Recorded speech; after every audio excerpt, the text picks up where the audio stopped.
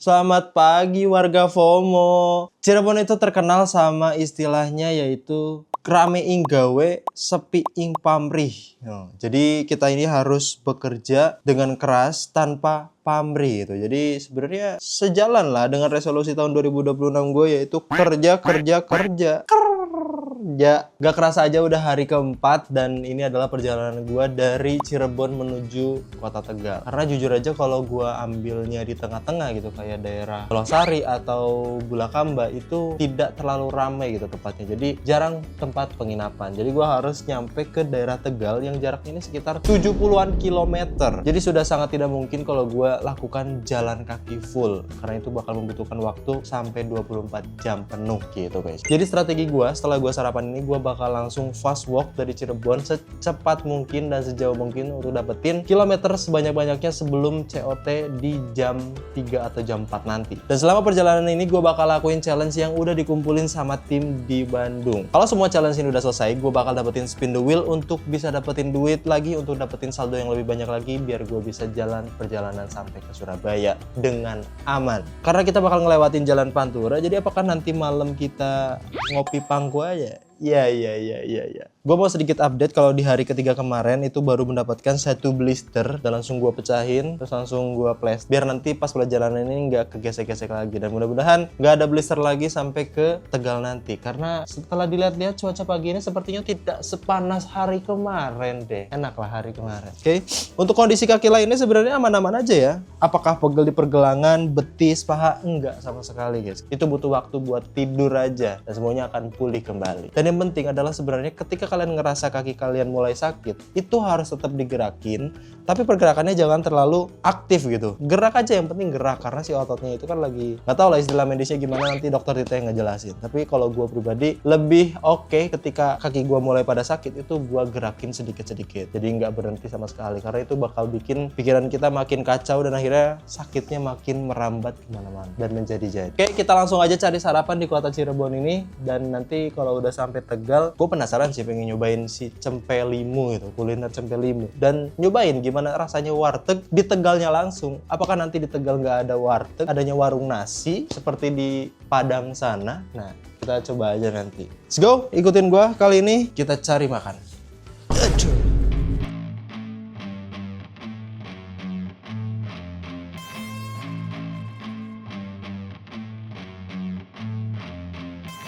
Gue bakal langsung cari sarapan dan kayaknya bakal langsung mampir ke Pasar Kanoman deh, yang deket dari sini, gak jauh, cuman sekitar 40 menitan. Coba pemanasan dulu.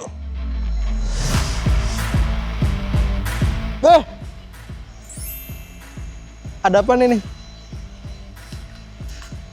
Daily Cash Cirebon. Seperti biasa, hari ini kita dapat daily cash sebanyak 150.000. Kita buka dulu. Anjay. Bau udang rebon. Oke, 150.000 didapatkan. Kita bakal langsung caw buat cari makan.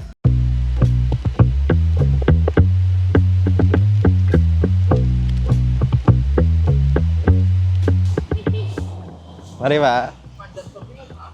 Jalan Pak. Oh jalan. Ke Surabaya. Esok-esok ning Cirebon ki rasane beda nemen, ora kaya nang Bandung. Nang Bandung mah yen esuk adem ngono, atis terus ana kabut. Ning Cirebon mah esuk-esuk wis panas, wis gerah, lembab rasane deh. Ora penaki nang awak, gampang kesel. Oh iya warga, selama perjalanan dari Bandung ke Surabaya ini, gue pakai Ardiles Blockbeat ya. Siapa sih yang nggak tahu sama Ardiles? Itu brand legend jadul yang sampai sekarang ini masih tetap relevan gitu. By the way kalau nggak salah, Ardiles itu punya pabrik utama yaitu di Wangta Agung. Tapi apapun itu namanya, sekarang Ardiles ini mulai keep up dengan tren dan mereka sekarang punya dua lini besar yaitu performance sama lifestyle. Nah, kalau yang gua pakai ini masuknya ke segmen lifestyle-nya, guys. Untuk si lifestyle-nya sendiri itu ada 3 DNA, yaitu lifestyle modern yang diisi sama Coventry 2.0, terus ada Evolve, terus ada Elmore, terus ada Studebaker dan lain-lain. Terus yang kedua itu ada sport style outdoor yang diisi sama ATF Garnet yang pernah kita bedah, terus juga Blockbeat yang lagi gua pakai ini sama ATF Jasper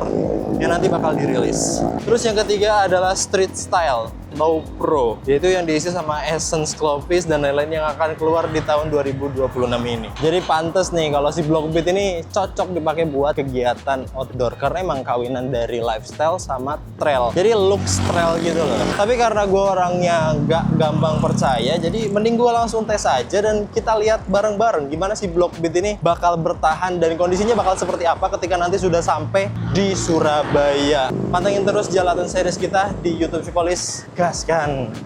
Tolonglah buat yang nanya udah sampai Surabaya belum bang? Belum bang. Masih di Cirebon.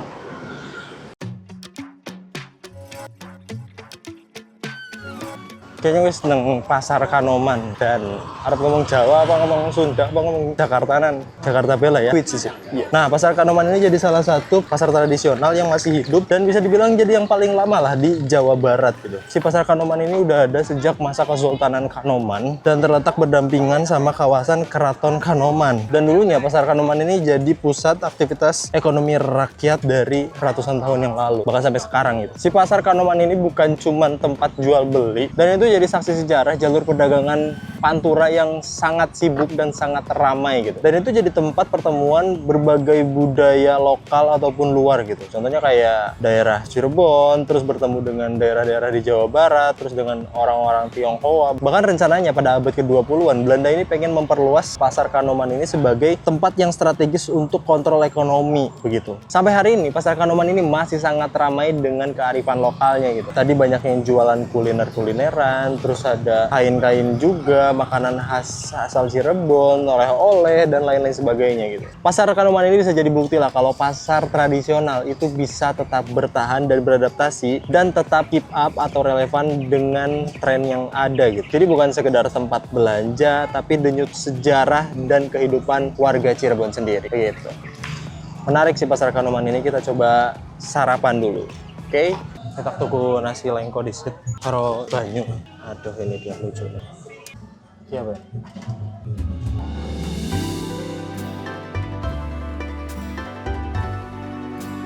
Jadi anak muda di zaman sekarang itu harus hemat, guys. Jangan sampai hura-hura. Iya. Sumpah loh, baru lihat ada larutan, ada motif batiknya. Ini batik Cirebon, batik Megamendung. Gokil. Apakah ini khas Cirebon? Jadi gua tadi tuh beli lengko, beli minum satu, beli larutan.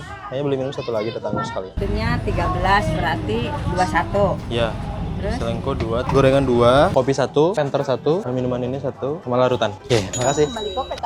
Wih, bocil. Di Cirebon ini ada kuliner yang khas banget, yang gue paling suka banget. Cirebon Mang Wardi. Nah, ini teh cukup legend gitu. Cuman gue udah makan tadi, jadi susah buat bawa-bawanya juga. Legend, bro. Di Cirebon ini tahu Cirebon harus dicoba. Tahu gejrot Cirebon asli harus dicoba sih. Ini di Pasar Kanoman. Di Cirebon ini bahasanya unik ya. Ada yang pakai bahasa Indonesia, cuman logatnya ini sedikit Jawa. Terus ada juga yang pakai bahasa Sunda, tapi logatnya Jawa gitu. Aneh bre. Di Cirebon ini kan emang perbatasan Jawa Barat dan Jawa Tengah ya. Jadi mungkin ada sedikit kebingungan bahasa karena yang nyampur di sini kan bukan cuma orang daerah Jawa Barat. Ada orang Jawa Tengahnya juga yang main ke sini, yang tinggal di sini, yang bertinggal di sini dan hidup di sini. Jadi bahasanya campur-campur. Kayak di Bogor lah. Bogor ya bahasanya kan gue ya. Di Cirebon juga sama. Yang cari nyong tah, yang cari nyong mah.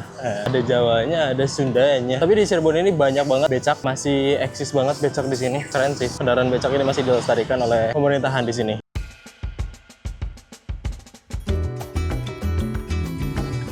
Kesepuhan Cirebon.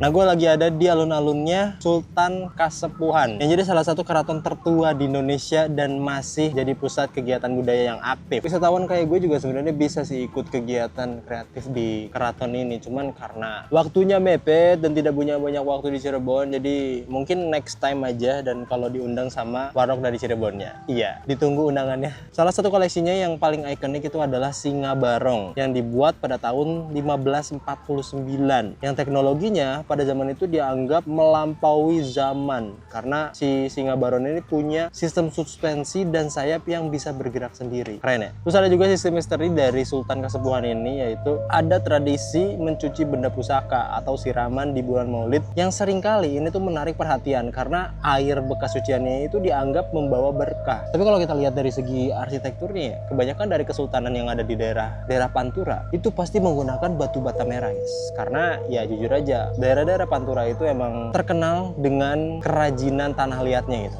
Entah itu genteng yang tadi ada di Majalengka, terus daerah-daerah lain yang bisa bikin batu bata di kualitas terbaik begitu. Makanya daerah-daerah seperti ini punya arsitektur yang pasti menggunakan batu bata merah. Dan ini the best bro, kuat banget. Jujur ini keren sih. Dan batu bata merah itu kan punya warna khas gitu. Jadi kayak otentik banget.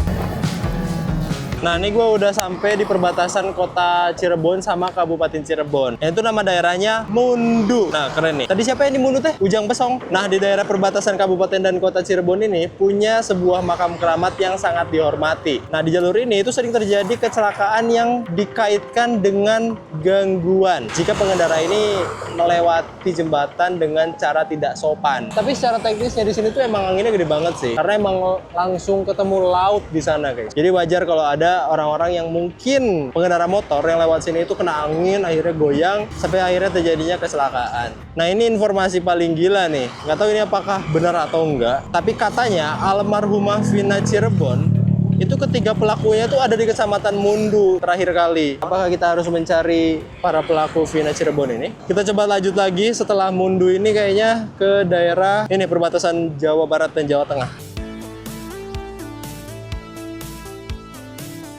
Oke, kita mulai challenge pertama, yaitu mencari 10 benda berwarna kuning. Tapi karena challenge-nya terlalu normal, gue bakal cari 10 benda yang warna kuning tapi unik gitu. Oke, kita cari. Let's go. Nih, dapat 1 benda warna kuning. Ini artinya pertigaan. Udah gitu aja. Benda kedua yang warna kuning. Nah.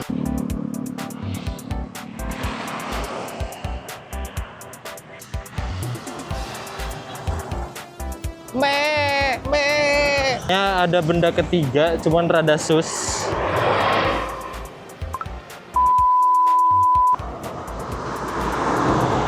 Oke guys, 3 benda.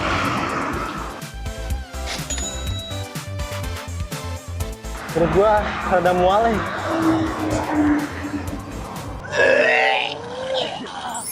Jackpot guys.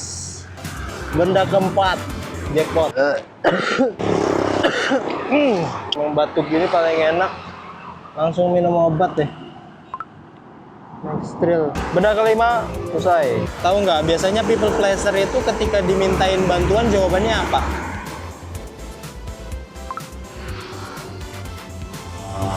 Oke. Barang ke-6 selesai.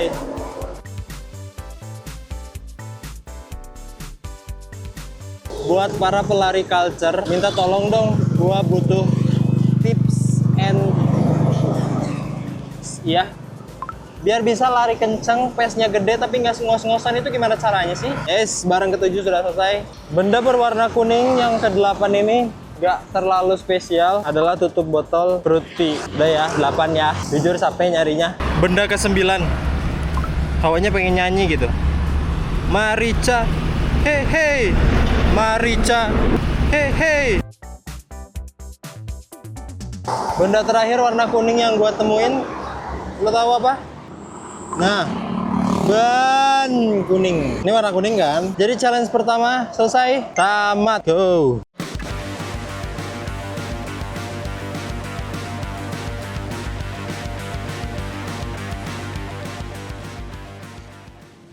Bisa kan?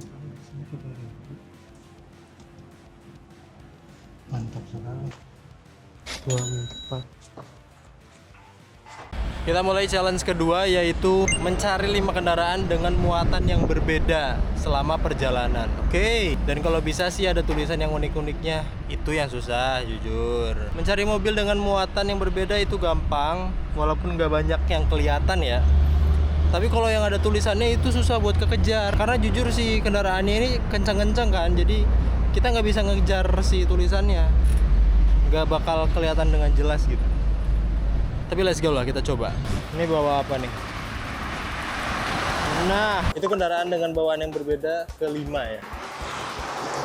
Bawa ibu-ibu soalnya. Kendaraan dengan muatan berikutnya, lain truk belakangnya. Mana nih ya? Nah, bawa toko. Kendaraan dengan muatan berikutnya. Kendaraan dengan muatan berikutnya. Dia bawa tong besi yang buat minyak gitu. Ini tong aluminium buat bahan-bahan cair. Nah, ini ada tulisannya nih. Jangan rapat-rapat banget. Oh, jangan rapat-rapat bangsat. Kirain jangan rapat-rapat banget. Challenge kedua tamat. Oke. Jadi semua challenge sudah terselesaikan. Saatnya spin the wheel. Spin the wheel adalah hadiah di setiap perjalanan karena Oki sudah menyelesaikan challenge dari para pemirsa tercinta. Buat kamu yang mau kasih challenge ke Oki juga, bisa kok. Tinggal scan barcode ini atau cek link yang kita bagikan di description ya. Oke, berapa sih yang bakal Oki dapatkan? Yuk, kita cek bareng-bareng. Oke, karena semua challenge-nya udah selesai, gue bakal langsung spin the wheel aja. Anjir, ngeri banget astagfirullahaladzim, subhanallah. Ya, 200 lagi. Dari kemarin 200 lagi, anjir. Pengen dong 800.000, tolong. Biar gua bisa beli motor di jalan. Oh ya, karena ini gua cuman sampai di 24,5 km alias masih sangat jauh dengan kota Tegal, yaitu sekitar 70-an kilometer. Gua bakal kena hukuman. Karena Oki gagal meraih jarak, maka kita hukum dengan mengambil sebagian uang yang sudah mereka kumpulkan. Hitungannya adalah jumlah sisa jarak dikalikan Rp3.000. Nominal tersebut yang harus Oki belikan sesuatu, kemudian dibagikan di perjalanan menuju titik tujuan. Yuk kita saksikan bersama. Dan gue bakal beli sesuatu mungkin di daerah sini atau nanti di daerah Tegal dan memberikannya kepada orang-orang yang membutuhkan gitu. Sisanya itu sekitar 49 km karena gue udah ada yang nungguin di Tegal, jadi gue harus ke Tegal sekarang juga gitu. Mengingat jaraknya yang sangat jauh, kemungkinan besar waktunya juga bakal lama walaupun naik motor bersama kameramen begitu. 49.000 atau kita genapin aja 50 kilo kali 3.000 yaitu 150.000. Spin the wheel tadi sia-sia dong. 150.000 kita beliin apa ya? Oke lah, kita let's go. Ini gue udah sampai di perbatasan Jabar dan Jateng. Ini adalah sebuah simbol selamat jalan dan selamat datang sekaligus untuk perbatasan Jawa Tengah dengan Jawa Barat. Nah, si perbatasan ini tuh menjadi titik viral kalau misalkan lagi di musim-musim mudik karena ini adalah tempat paling paling ramai untuk mengontrol arus mudik dari Jawa Barat ke Jawa Tengah ataupun sebaliknya. Begitu. Ini adalah perbatasan yang dibatasi oleh sungai, guys. Mantap, sungainya juga gede banget. Perbatasannya gila sih. Ini dari setiap gapuranya ini melambangkan daerahnya masing-masing gitu. Ini provinsi Jawa Barat dengan kujangnya, terus nanti daerah Jawa Tengah dengan apanya itu gua nggak lihat. Perbatasan Jawa Tengah dan Jawa Barat ini, kalau dari Jawa Barat ini adalah Kabupaten Cirebon, kalau dari Jawa Tengah itu adalah Kabupaten Brebes. Brebes nggak ada kotanya ya guys. Itu tempat tinggal saya dulu.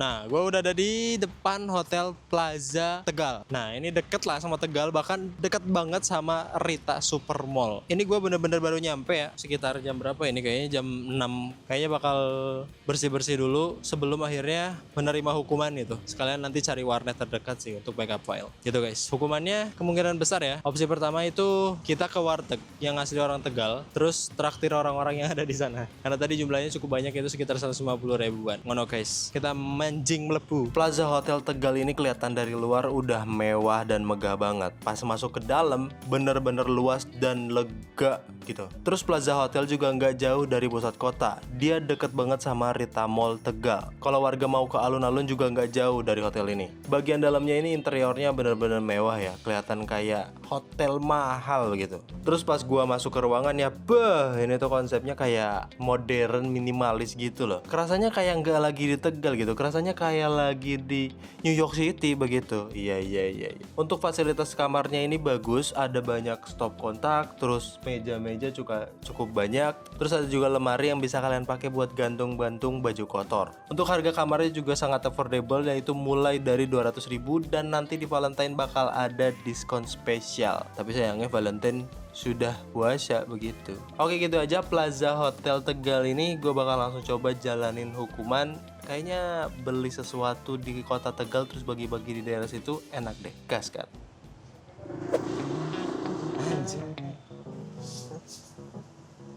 Selamat Malam. ada taman lagi? Udah itu dulu mas. Oh iya. Siap, terima kasih banyak.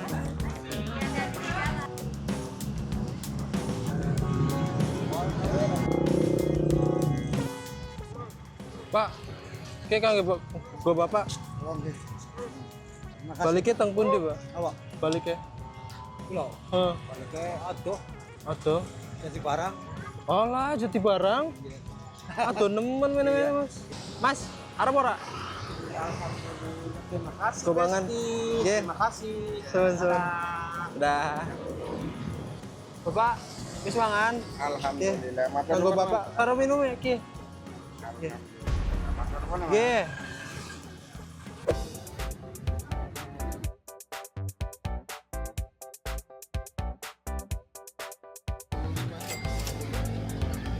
Oke, kita rekap sedikit tentang review pemakaian dari si Ardiles Blockbit ini. Oke, berarti ini tuh total udah hari keempat. Dari Mabes ke Cipolis sekitar 29 kalau nggak salah. Terus dari Mabes ke Sumedang itu sekitar 29.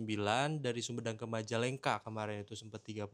Terus dari Majalengka sampai ke Cirebon kemarin juga 30, berapa gitu. Nah sekarang dari Cirebon ke Tegal itu sekitar 24,5. Berarti total kalau dihitung kasar sekitar 114 kilometeran lah. Si Blockbit ini udah gue pakai sekitar 114 km. Untuk hal yang paling dinotis adalah bagian outsole-nya ini loh. Di bagian samping luar ini udah mulai pada kekikis gitu. Si poolnya ini udah mulai pada habis. Tapi ini baru bagian luarnya aja. Bagian dalam sama tengah terus depan juga belum terlalu banyak yang kekikis. Buat midsole-nya ini masih responsif, masih bagus banget dan masih sangat dibantu ketika gue dipakai buat jalan yang lumayan cepat. Pas walk itu masih sangat worth it buat dipakai. Untuk bagian uppernya ini tuh udah mulai ada sedikit sobek, tapi sobeknya ini masih belum terlalu parah. Ini ada di rada mundur sedikit dari bol kaki gua gitu. Overall untuk pemakaian si Ardiles ini sebenarnya kurangnya cuman di bagian uppernya aja yang gak terlalu breathable ya. Karena dia ngejar durable akhirnya breathability-nya dikurangi. Karena cukup tebel bro si bagian uppernya ini mantap. Tapi untuk midsole, untuk outsole, untuk insole, dan less lock systemnya itu sangat bagus. Kalau menurut gua ya, menurut keyakinan saya nih. Selama perjalanan 104 km itu masih worth it buat dipakai. Dan kemungkinan itu sepatu masih bisa dipakai mentok-mentok gue bisa bilang sampai Sidoarjo kayak. Kalau enggak rada mundur dikit Ngawi kayak. Itu udah harus ganti sepatu ya kayaknya ya. Tapi belum tahu juga. Tapi untuk kaki gue ini tuh ada sedikit kendala yaitu blister di bagian sini. Sorry ya guys, naik. Ada blister satu di bagian sini. Udah gua ilangin si airnya, tapi masih belum kering. Jadi rada ngeganggu kalau misalkan si plasternya ini mulai kebuka, mulai perih lagi gitu. Tapi untuk kaki overall sebenarnya nggak terlalu parah. Biasanya ini kan gue baru sampai di hotel nih. Tidur sebentar sampai pagi, stretching dikit, itu udah mulai oke lagi, bisa dipakai buat jalan lagi. Tapi nggak tahu nih kalau hari ini nih, gue ngerasanya kayak kaki gue udah mulai banyak yang remuk gitu.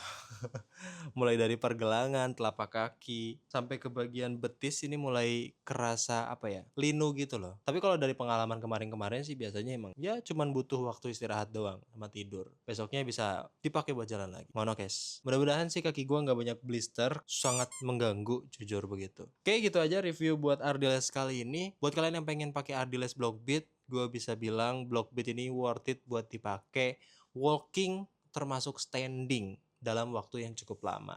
Apalagi ini durability-nya mantap sekali, harus dicoba. Kayaknya setelah ini gue bakal bersih-bersih dulu atau tidur kayaknya.